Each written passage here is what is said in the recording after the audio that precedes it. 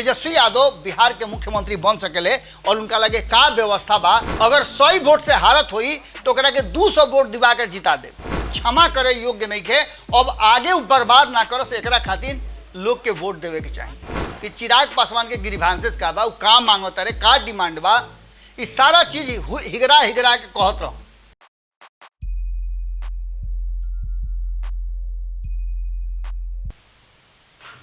हमार तो रोज सुनी ले कबो अपनो सुनाई, हमार तो रोज सुनी ले कबो अपनो सुनाई, कैसे जियल जाला सपना के दुनिया में तनी हमरो के बताई। गोड़ लागतनी हेरा से अभिनंदन बार वालों के खूंटा ठोक पा। छठ खत्म हो गई, चुनाव के प्रचार खत्म हो गई, 2 सीट के उपचुनाव रहे, खूब हुमा हुमी दोनों ओर से मचा रहे। अब शोर थम गई बा। 3 तारीख के जब वोटिंग हुई ओकरा बाद परिणाम अइला पर पता चली कि के कितना खूब लगल रहा और केकरा दावा में कितना दम रहा। लेकिन ओकरा पहले रुआ से बता देतनी कि चुनाव प्रचार खत्म होते रिजल्टो आउट हो गई बा। रिजल्ट आउट भइला के का भइल बा और केकरा तरफ पलड़ा झुकल बा, ये बात अब साफ तरीका से खुल के सामने आ गई बा। अंतिम समय में रुआ देखनी कि दोनों टीम आपन आपन जोड़ आजमाइश कैलस और जहां एक तरफ तेजस्वी यादव अकेले दम पर दोनों सीट जीते के दावा कैले, कारण कि वो लोग को पते बा कि नीतीश कुमार जी के पूरा मन से जोन कहाला, पूरा करेजा से जो साथ चाहिए वो ना भेटाई। अंतिम समय में वो चुनाव प्रचार में जाए से मना कर दिले रहन, कारण कि उनको तबीयत खराब रहे। ये बात वो मीडिया के सामने आकर के कहले, लेकिन सरकारी कार्यक्रम में कसहूँ हाफत उफत पहुँच रहन। ओकरा बाद भी मीडिया के लोग पूछल कि आइल बानी तो बताई कि चुनाव प्रचार में जाई, तो कहले कि ना वो लोग के पते बा कि हमार तबीयत खराब बा। लेकिन एकरा बाद का कैले कि ललन सिंह उनकर एगो वीडियो जारी कैले जौन की गोपालगंज के लोग से वो वोट देवे खातिर अपील कैले कि महागठबंधन के उम्मीदवार मोहन गुप्ता के वोट दही सब है। अब मोहन गुप्ता के लेकर के बड़ा बवेला मच रहे। भारतीय जनता पार्टी केस करे के तैयारी कैले रहा, तब तक ले केस हो गई कि वो हलफनामा में गलती बात लिखले बड़ा। अब उनकर उम्मीदवारी जौन बा ओकरा के निरस्त कल जाओ। लेकिन ये सारा बात के बीच में अंतिम समय में जानता नहीं हुआ कि अंतिम ओवर तक जब मैच खींचेला तो केने पलड़ा झुकी। रुआ पाकिस्तान के मैच के अंतिम ओवर देखले हो कब, तो रुआ यह बात के अंदाजा हो गई।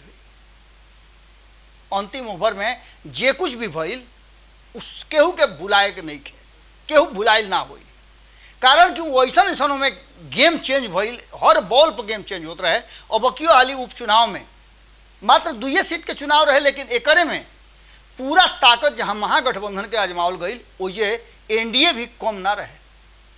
भारतीय जनता पार्टी अंतिम समय में ऐसा गुगली फेंकवैलस कि वो गुगली के असर नजर आवे लागल। चिराग पासवान के लेकर के रुआ देखले हो कि भारत लाइव पर लगातार ये चर्चा होता रहे। संपादक नमन मिश्रा जी खूब एक चर्चा करते रहन कि चिराग पासवान के ग्रीवांसेस का बा, का मांगता रे, का डिमांड बा, ये सारा चीज हिगरा हिगरा के कहत रहन। और अंत में वह भइल कि अंतिम समय में जब चुनाव प्रचार के मात्र 2 दिन बाचल रहे, चिराग पासवान के जो ना कहला कि मार ब्लास्टर बैट्समैन के तरह एक हाली उतरले और यहाँ तक ले कि गुगली बॉल भी लेके अइले। एक तरफ जहाँ धुआंधार चौवा छक्का लगौले, ओजे गुगली पर अंतिम ओवर में धड़ाधड़ विकेट गिरावे के शुरू कर दिले। मोकामा में रुआ देखबे कहीं कि जौना तरीका से वो चुनाव प्रचार कैले, रोड शो कैले, ओकरा में अपार भीड़ रहे। उनका स्वागत भी बड़ा जम के भइल। भाजपा के लोग तो जब पहुँचले रहे, लेकिन एक साथ साथ जब प्रेस वार्ता भइल तो ना घड़ी नीतीश कुमार के जिलेबी लेखा लपेट दिले। और ये लपेटला के बाद साफ तरीका से एक बात कहले कि नीतीश कुमार जो 17 साल में कैले ओकरा के कहीं ना कहीं क्षमा करे योग्य नहीं खे, अब आगे बर्बाद ना करस, एकरा खातिर लोग के वोट देवे के चाहिए। एकरा संगे संगे ये भी बात कहले कि तेजस्वी यादव बड़ा ठगा गईले।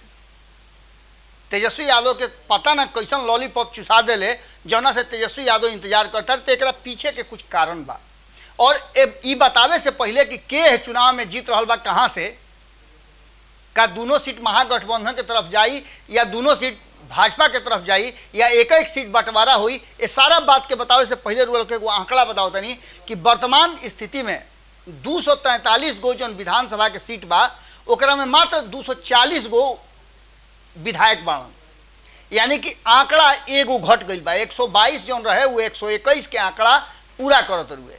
और नीतीश कुमार एकरा में पेच कैसे फंसले बड़े इहो बात रुआ समझ ली।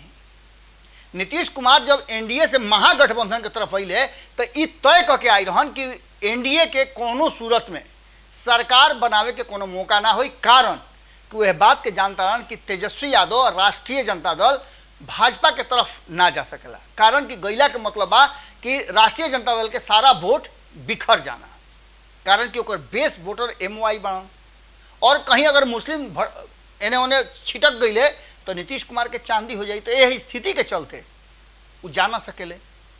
अब ऐसा स्थिति में नीतीश कुमार जब अंगुरी पर गिन ले कि केने गईला से का फायदा बा, केने से हटला से का फायदा बा, आ एने से ओने जाए में उनका का घाटा नफा बा, और ये बात के तेजस्वी यादव भी खूब बढ़िया से समझ ले। उनका समझ में तब आई जब वो एग्रीमेंट कर ले नीतीश कुमार से, महागठबंधन में नीतीश कुमार आ गई। तो एक मतलब रहे कि महागठबंधन सरकार में जरूर आ गई, विपक्ष से वो सीधे सरकार में आ गई, लेकिन एजा पेच फंसल बुढ़। ये वादा कहल जा रहा बा कि पहले आवे से पहले नीतीश कुमार कहले रहन कि तेजस्वी यादव के हाथ में कमान दे दे बिहार के और हम केंद्र के राजनीति करब, प्रधानमंत्री के उम्मीदवारी दावेदारी हम आगे बढ़ाई।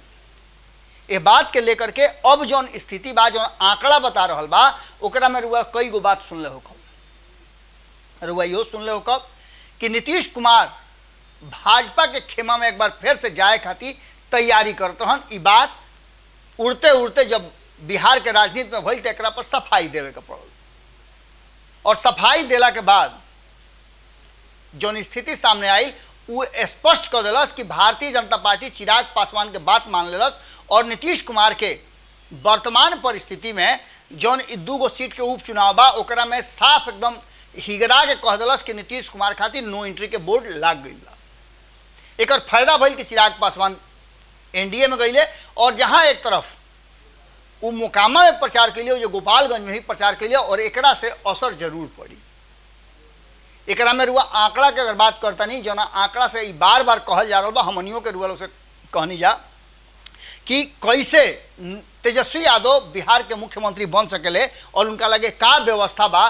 तो ओकरा के समझे खातिर वह आंकड़ा समझे के पड़ी, और आंकड़ा बा कि अभी वर्तमान परिस्थिति में राष्ट्रीय जनता दल के लगे 78 गो सीट बा, 1 नंबर के पार्टी बाड़े, और 2 नंबर के पार्टी के लगे 77 गो सीट बा। लेकिन ये दोनों आदमी के सत्ता में रहे खातिर, चाहे वो भाजपा हो को चाहे तेजस्वी यादव को, दोनों आदमी के सत्ता में रहे खातिर जरूरत नीतीश कुमार के पड़बे करी, कारण कि महागठबंधन अपना बदौलत चाहे जौन प्रयास कर लेवे उस सरकार ना बना सकेले। कारण कि रुआ देख ली कि 78 गो सीट एने बा, ओकरा बाद 19 गो सीट कांग्रेस के बाद जौन महागठबंधन बा ओकर बात हम कर रहल बानी, 16 गो सीट लेफ्ट के बा, और अगर एकरा में 4 गो सीट जोड़ दिया था जीतन राम मांझी के तो वह ये सीट मिला करके कुल 117 गो होता। एगो एआईएम के और एगो निर्दलीय जो बाड़े उनको जोड़ लिया था तो 19 गो होता। तो वह जरूरत अभी 4 गो के पड़ता, तीनों गो पर काम चल जाई। लेकिन 3 गो सीट कहाँ से जुगाड़ हुई? दूसरा तरफ अगर तेजस्वी यादव एने ओने करी हैं तो नीतीश कुमार के लगे ऑप्शन खुला बा भारतीय जनता पार्टी के साथ फिर जाए में, और ओजा जाए में केहू के जरूरतें ना पड़ी, कारण कि 77 गो अब 45 गो 122 गो पूरा हो जाता रुए, और 122 गो पूरा भइला के बाद एगो निर्दलीय उनका संगठन 123 गो हो जाता, और तेजस्वी यादव फिर खाली फूका के फूका हो जी हैं। ये चलते तेजस्वी यादव माने खातिर और नीतीश कुमार के पीछे पीछे हाथ बांध के चले खातिर मजबूर बाड़े। लेकिन ये झटका कहल जा रहा बा कि चुनाव परिणाम के बाद आई।